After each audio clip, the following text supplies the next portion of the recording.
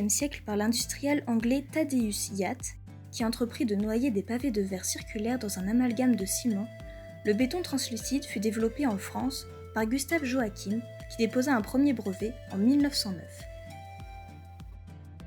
Déjà, à l'exposition universelle de 1900, un nouveau corps de métier venait de voir le jour, celui des constructeurs-poseurs de verre, qui adapteront progressivement les anciennes machines de leur verrerie pour produire ces éléments manufacturés prêts à être intégrés dans des compositions audacieuses.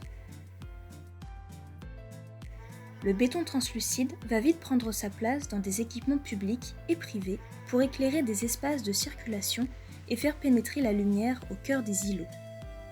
Les établissements d'Indeleu, d'Yvorne ou le Forestier garniront les halls de banques, de gares, des piscines et de bien d'autres bâtiments publics grâce à toute une déclinaison de voûtes, de coupoles et de marquises où rivalisent le chatoiement des verres et la rigueur démonstrative des poutraisons en béton. Ces nouvelles architectures modestes abritent des techniques novatrices alliant relief en béton et incrustation prismatique de verre. Véritables toits et murs lumineux, la coupole et la verrière en béton translucide exaltent la lumière qui, en pénétrant dans l'espace, adoucit la rigueur du ciment.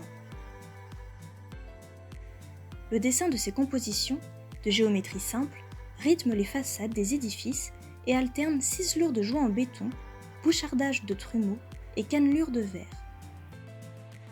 Ces modules verriers de formes et dimensions variées, carrés, triangles, losanges et cercles, sont assemblés pour créer divers motifs complexes de l'iconographie architecturale.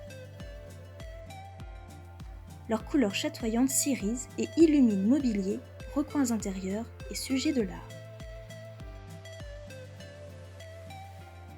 Chaque pavé de verre est choisi minutieusement pour ses qualités spécifiques.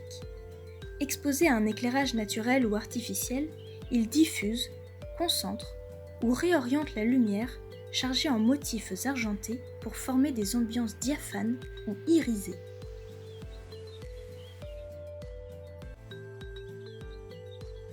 Associé à l'inventivité de nombreux architectes de la première moitié du XXe siècle, ce procédé, à la fois résistant et fragile, difficile à restaurer, contribue aujourd'hui à l'originalité d'un patrimoine abondant encore trop méconnu.